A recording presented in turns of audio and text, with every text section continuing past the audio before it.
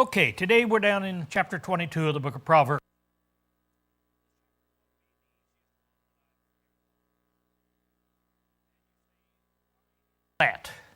And it's because that every verse, we're going to read it, and then I'm going to say, see, we've already talked about that. And then the next verse, see, we've already talked about that. Now, the idea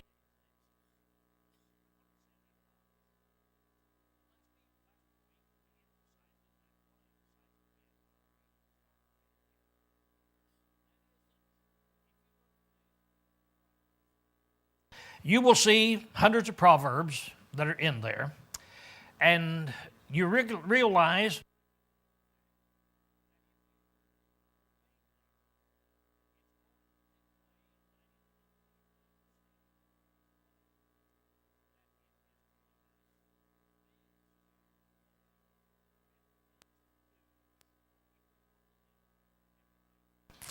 and what makes them proverbs is that they are written by a wise man who has lived through life. He has tested and tried. He knows what works and what doesn't work. And then he had the wisdom to be able to take a subject and put it down in a real pithy statement. Just in a sentence or two, he's able to tell us something of great significance. So one way to study the book of Proverbs is read a proverb, then sit back and meditate on it and think about it, because there's a lot of rich material in each and every one of them. But now then, another thing that I want us to note is that if we look at the book of Proverbs and we say, okay, it will solve all my problems, but then you look at these chapters, 31 chapters that are in there, and you look at all these verses and you say, well, there's hundreds of verses that are in there. How can I keep all of them in mind? How can I keep life straight with all of these hundreds and hundreds of things that I'd have to remember? Well, last week and today, we're going to try to make this point. And that is that if you take these 100 things, I don't know how many verses there are, you can count them, but if you take 500 verses and you notice how many subjects are talked about, and there's a whole lot of subjects, but then if you'll notice that among all these subjects, there are some that are talked about over and over and over again.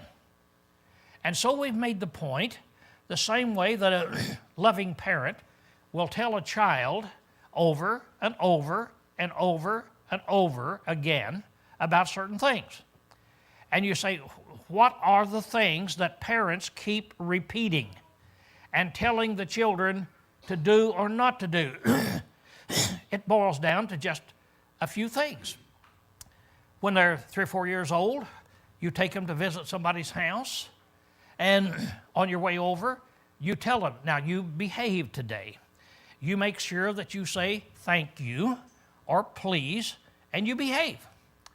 The next time you take off to go visit somebody, you tell them, now you make sure that you behave, you act nice, and you say thank you. And the next time, and the next time, and you tell them the same things over and over and over again. You don't tell them, say, now I want to talk to you about how to swing a bat when you get up in T-ball. And you don't start talking about other subjects, you talk about this one thing. Now, why do parents talk about one thing over and over again? It's because that's what they want the child to understand. If the child wants to have a happy night and not get a spanking, then child, here is what you need to understand. Now, God does the same thing to us. He tells us over and over and over again, do this, don't do this. So that's the reason why that as we go through these verses, I'll be able to say, see, we've talked about that before, and just kind of put it down in your mind and think, yeah, we have. This must be really, really important. Okay, we start out in chapter 22. A good name is rather to be chosen than great riches, and loving favor rather than silver and gold. Well, we talked about that back at the very beginning. That is back there. That when you start comparing silver and gold, You say those are the most precious metals that we have. Yeah, but there are other things that are more precious than silver and gold. See, wisdom is more precious than silver and gold. And keeping your name straight, keeping your name so that it has a good reputation attached to it is worth more than silver and gold. So you might not have any money in the bank, but when your name is mentioned, if people think highly of you because that name has honor attached to it, that's much more valuable than some guy who has billions of dollars, but every time his name is mentioned, people wipe him off because they know he's an immoral character. So here's the point. As we go through life, understand there are some things, a few things, more valuable than silver and gold. Wisdom is one, and a good name is another. Make sure you have a good reputation. Number 2, the rich and the poor meet together. Jehovah is the maker of them all. Well, you say, I wonder why he put that in there. What does that mean? He's trying to tell us that as humans, we kind of make a distinction. Over here, the rich people, over here, the poor people. There's a vast difference in rich and poor people. What he's saying is, no, there's not. No, a people is a people. A human is a human. A person is a person. And the value of what they have has nothing to do with it. The bank account has nothing to do with it. Whether they're rich or whether they're poor has nothing to do with it. A human being is a human being, and he's saying they both meet together. God made them both. There's no distinction in there. Now, this ought to make us think about what James says when a rich man comes in your assembly. How do we normally treat them? And he said, don't do that. See? Well, he goes ahead and he says, a prudent man seeth evil and hideth himself, but the simple pass on and suffer for it. Again, how many times have we talked about that? A prudent, understanding, wise man is able to look ahead and see problems. And when he looks ahead and he sees problems, he will stop and he'll go around those problems. But a simple man, this means really an unlearned person, a person who thinks that they know it all, that they'll just bust right on in, and as they bust right on in, they're going to get in trouble. So over and over, we're told this in various ways here. 4, the reward of humility and the fear of Jehovah is riches and honor and life. Told that over and over and over again until we're getting tired of it. What does God do to honorable, trustworthy, God-fearing people? He heaps honor upon them. He rewards them even monetarily. That is how they can become wealthy in this life. You don't really become wealthy in this life by being an ungodly cheat in some way. Now you say, well, yeah, I know lots of people do that. Well, wait just a minute. There are other proverbs, and these other proverbs say that if you get it in that manner, you're not going to be happy. If you get it in that manner, then you're probably going to lose it in that matter, and you're going to be an unhappy individual. So the whole point is this. If you want to be able to say, I want to glean enough physical things in this life to be a happy, contented person, the foundation is you be an honest, God-fearing person. You work hard, you do what he tells you to do, don't be a sluggard, you save, and you be honest, and God will reward you for that very thing. So you start putting these together, and you begin to see they really do work. They really do work. 5, thorns and snares are in the way of the perverse. That's the evil. He that keepeth his soul shall be far from them. Same thing that I said in the last verse. That that there's going to be thorns and snares that are going to accompany the perverse, wicked people. They may gain lots of things in this life that they'd want, but there's going to be lots of thorns and snares that are in their way. But a righteous person, A person who wants to keep his soul, he's going to be able to skip around them. Over and over, we've heard the same thing. Now here is a verse that is used 2 or 3 times. This is the only verse that says this, but talking about children 2 or 3 times, it's not a great big deal in the book of Proverbs about disciplining children, except we've talked about it before that's in here. But train up a child in the way he should go, and even when he is old, he will not depart from it. So now if we train up a child in the way he should go. Now that word train is different from force. If we force a child as he grows up, and we make that child and we force that child, and that child is going to do what we tell it to do, it's going to get the job, occupation that I want it to have, that child, and so I start forcing it, we all see what happens. That's when rebellion comes almost 100% of the time. But now what do? You train. Now there's a difference in training and in forcing. When you train an animal, why you train them so that they will be obedient without these restraints and punishments that you might put on them. Now you can take a lion, and we all see it, put him in a cage, go in there with your whip, and you can train him to do certain things.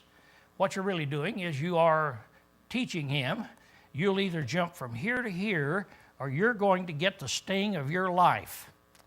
But what happens to that lion? The lion, the minute that they get the chance, they'll turn on that trainer. They're really not a trainer. They are a forcer. But now a trainer is somebody that will take the child and teach the child, take the child's attitude, the child's disposition into action, into consideration, take it all in there, and if they don't love sports, don't force them into it.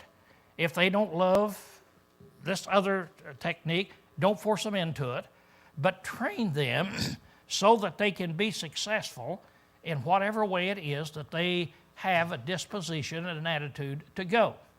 And of course, the same way is with God, is training them. Not forcing, but training. Now you train so that a child is really trained in the way he should go, and then when he's old, he'll not depart from it. Here's a good point for me a time for me to make a point. And that is, you say, I know of people that they've trained their children, apparently so, really good people, but the child then turned away later on in life. Well, there's 2 points to make. Number one is, you may be wrong in your evaluation. That child may not have been trained. That child may have been forced, and you didn't know anything about it.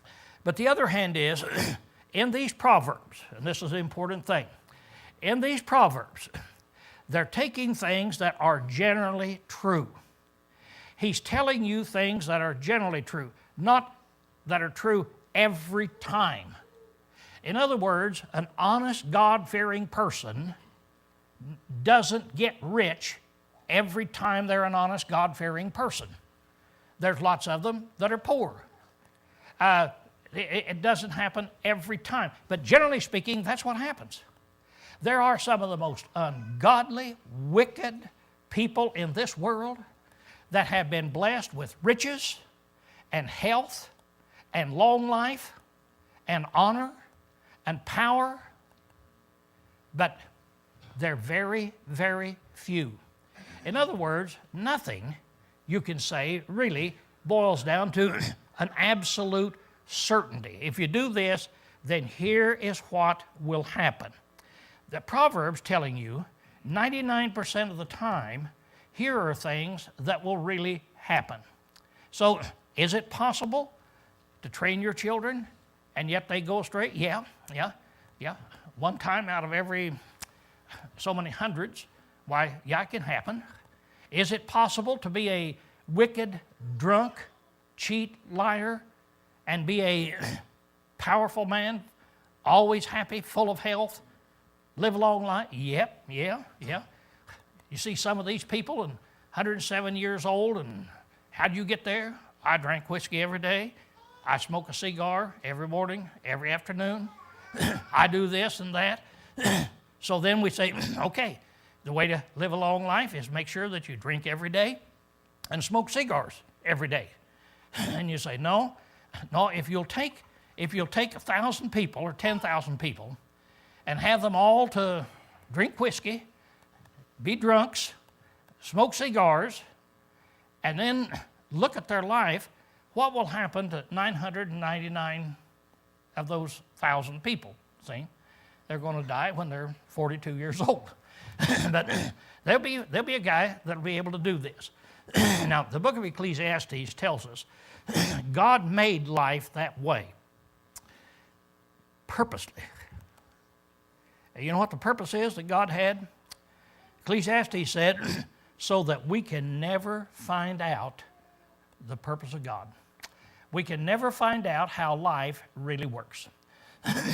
I can tell you from what God says, here's what he says, here's what you do. And then you can go out, and he said, you can find people that are wicked, and yet they live blessed lives. You can find righteous people that die young.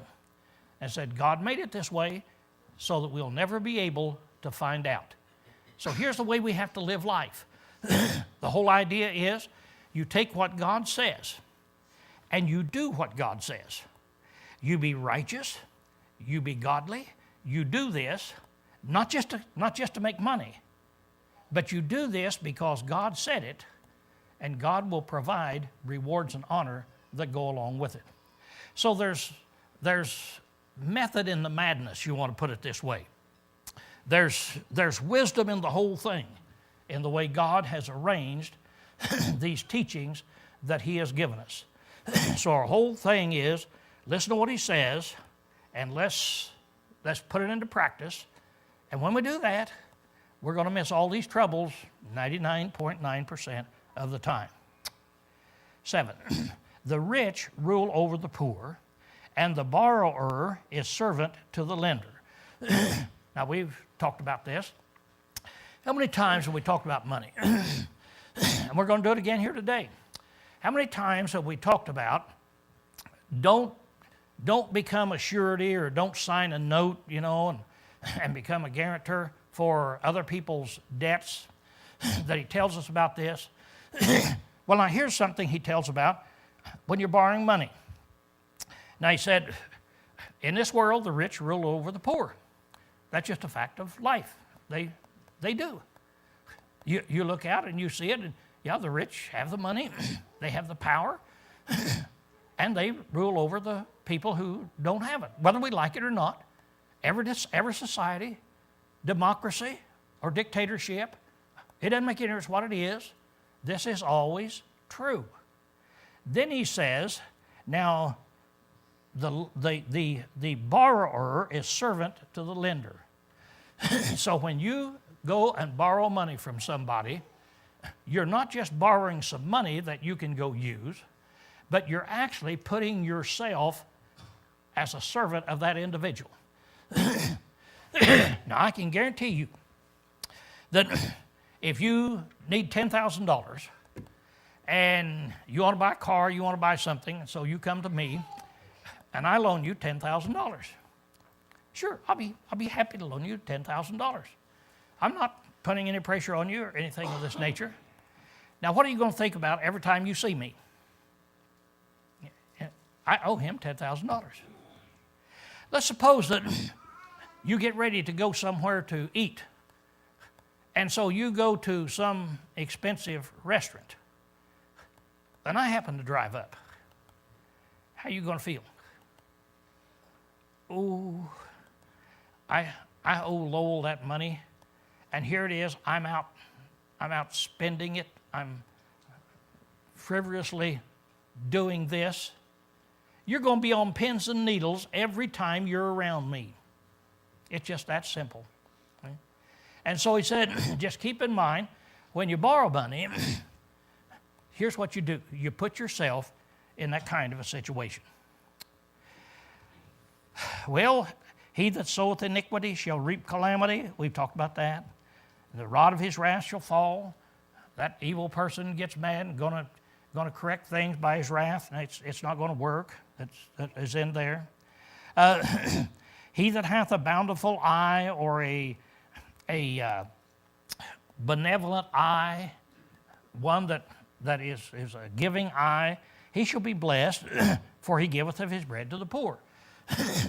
So when we help the poor, remember we're helping God, because the Bible teaches that God is the father to the poor, and that's the way that he takes care of the poor, is by asking the rich to share their bounty with them. 10, how many times have we talked about this? You know, this may be one of the number one things you need to put on your book when you write it. What's the most important thing? What's the most important thing God has tried to tell us that if we want to be happy? Well, here's a contender. Now, I'm not saying this is the most important, because there's 3 or 4 others that go along with it. But here is a contender for number one, first place. How many times here in the book of Proverbs have we been talking about somebody who is a gossiper, a whisperer, tells stories out of school, and so forth? How many times has it happened in that way? He said, cast out the scoffer, and contentions will go out. Yea, strife and ignominy or reproach will cease. What do you do if you're having problems? There's problems between people. How do you put out the fire? Get rid of the whisperer. Get rid of the gossip. It's the gossip that is going to cause it. So get rid of it. He said it's like putting out a fire. If you want to put out a fire, get rid of the wood. Get rid of the fuel. And here it is. Get rid of the person. This scoffer's this ignorant person that has an attitude toward religious people that is terrible. A know-it-all. What we would say a know-it-all. Get rid of them. And then it's going to cease. Well, over and over and over again, he's talked about this. So that's way up on the list. Your tongue. Watch the tongue. How can I become a Class A number 1 troublemaker? Not through power. Now, if you have a lot of power, you can do that. But it's not through power. It's not through riches. But it's through the tongue. And even in the New Testament, remember James says, the tongue no man can tame. And so, is it number 1? So you look at it and you go through it, and it'd be fun sometimes to just go through and put them down and say, okay, how many times did God say this? How many times did God say this? And notice that, well, what do you know? There's just a few times that God talked about these few things over and over and over and over and over again. And this is one of them, the tongue. Well, 13, we're back to the sluggard. Is that a problem in life? People that won't work, that just too lazy to work, and so they live off of other people. Now remember, Paul said that if a man won't work, neither let him eat. It's God's solution to a sluggard. But here again, he's doing this to show how strange a sluggard is. A sluggard saith, there's a lion in the street. I shall be slaying in the streets. Or there's a lion outside. I shall be slaying in the streets. So you said, what in the world does that mean? Well, it's an exaggeration to try to make a point. Remember that we've talked about the sluggard, and the sluggard doesn't want to get up in the morning. Just a little more sleep, just a few more blinks of the eye, instead of getting out of bed and going to work. And remember, he says the sluggard is a man that he puts his hand in the dish It's just so hard to lift it up and put it in his mouth. He'd like to have somebody else to put it in his mouth. Well, I don't know of anybody that lazy. I mean, you feed them and sluggers go bloop, bloop, bloop. They're going to dig it up. What's his point? His point is to show you that's, when you carry it out, that's really the way they look. Now, what's this lion that's without? I'm laying in the street. Well, again, it's what's called a hyperbole. It's a statement that is blowing up to make a point. There are times when Helen and I are out working, or before we go to work, sometimes we may be having our last cup of coffee, and she said, let's go out and work in the yard. So you look out and the sun's shining, but I don't want to go work in the yard. And so what do I do? Do I say, no, I don't think I want to do that. I'm too lazy to work in the yard. I don't put it that way. I look out and I say, no, honey, I don't think we'd better. There's a storm may come up today. And I don't want to be caught out there in case the storm hits us. She knows what I mean. I mean, that's stupid talk. But what that's saying is, I will think up any excuse in the world to keep from going out and working out there today. The next time I'll use this. There's no difference. She said, let's go work, pull weeds. No, I think there's a lion in the street. There may be a lion that got loose in the zoo last night. And if we get out there and pull weeds and we're not looking up, it may jump that fence and kill both of us. So let's just have another cup of coffee. See? That's what he's saying here. That's the kind of stuff sluggards are made of. And so it does it, and we can't forget them. That's the part of a proverb. Puts it in a way we can't forget. The mouth of a strange woman is a deep pit. He that is abhorred of Jehovah shall fall therein. Now, this strange woman has been talked about. Now, maybe this is number one. It's been talked about back at the beginning over and over and over again. Young men, walk around. Don't even get close to strange women because they have the power over you. They can flicker their eyelids and cause you to come in. They have a voice that is so sweet to the ear. And so he tells about these things. Now then what he says is, this strange, seductive woman is a deep pit. When you get caught up with a prostitute or with some woman that wants to seduce you, you have just fallen not in a pit, but in a deep pit. And remember Jacob's predicament when he was in that pit? No way to get out. It's a deep one. You look up there. Now the pits in those days were about 3 feet around, something like this, and sides just straight down. And you go down in a deep one, 50 feet down, and there you're standing. How you going to get out? You think you can jump out? You certainly can't crawl out. You're in a deep pit. Your life is ruined, is what it's saying. Now, a good illustration of this, we all woke up this morning to find out that this IMF guy, he's the head of the International Monetary Fund, a great, powerful individual from France, supposed to be the next president of France. He was over here with his wife. Last night he stayed in a $3,000 room hotel, living luxurious life. His wife left the hotel earlier, and when the maid came in, then he tried to rape her. And so she got away, turned him in. He dressed, he took off. He took off in a hurry, left his cell phone and some other things behind, but then got in a plane.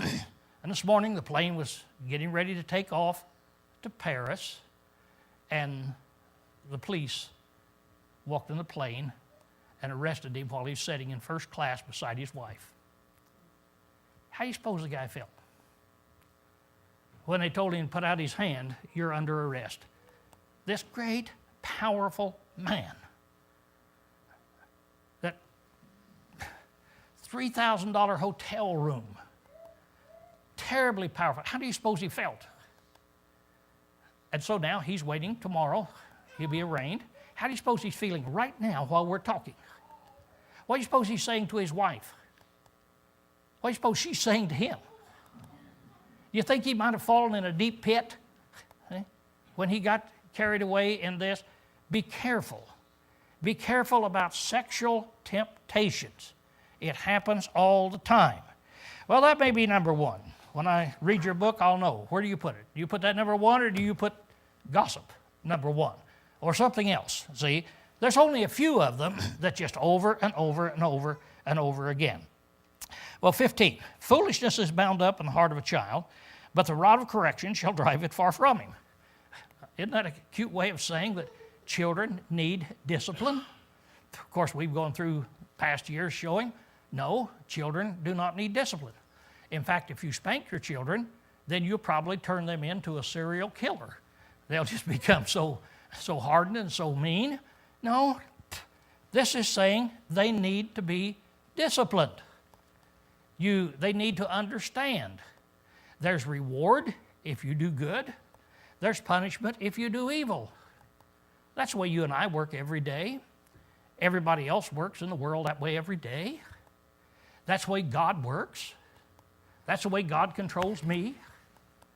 Lowell, if you do good, but if you do evil, he said you're going to stand before me at the judgment bar and give an account of everything you've done, whether it's good or evil. That's how I'm controlled. That's what God is saying. Make sure that if you really love your child, that you'll correct your child when they need correction. Then he that opposeth the poor to increase his gain, and he shall giveth to the rich, shall come to want. So if you don't help the poor, or if you give to the rich so the rich will give to you, the end result is some of these days you're going to come to want. You're going to lose it, if that's the way you think you're going to get it. Rob not the poor because he is poor, neither oppress the afflicted in the gate.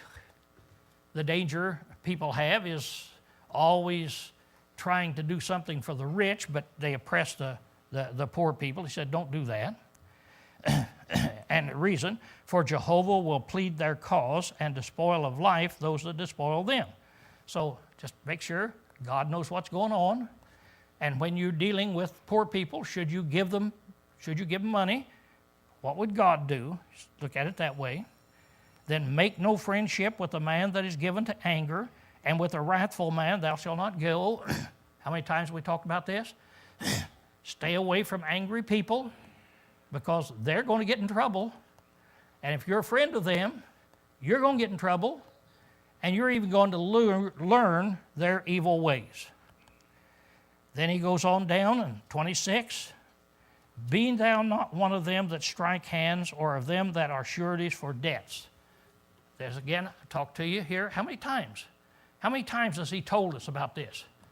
Don't become a co-signer for somebody that doesn't have enough money to pay what they're loaning. He said, why should you have to give up your possessions and pay for it? So he goes ahead and he talks about this. So we talked about over and over and over again. 28, remove not the ancient landmarks. Now, the ancient landmarks, when they divided up the land, they would put rocks, big rocks at the corner of properties. And if I wanted to steal some of your property, the best way to do it is go out and for me to move that rock over a few feet. And then I've expanded my property and I've taken from yours. So it's talking about thieving and so forth. See thou a man diligent in his business, he shall stand before the kings. So now here again is the opposite of the slugger. A person who is diligent in his business, works hard, this is a guy that will be elevated and stand before kings. He shall not stand before mean or ordinary people. Well, as I said, all I have to do is just say, we've talked about that before. We've talked about that before. So I want you to think about it in that realm. What really, in your study here, has it that God has over and over told us to do what should we run away from and put in our life? Don't be a sluggard. Don't be a cheat. Don't be dishonest. Don't get involved with a strange woman. Don't go around signing notes for people that can't pay their debts. And on, he tells us these various things. Okay, class dismissed.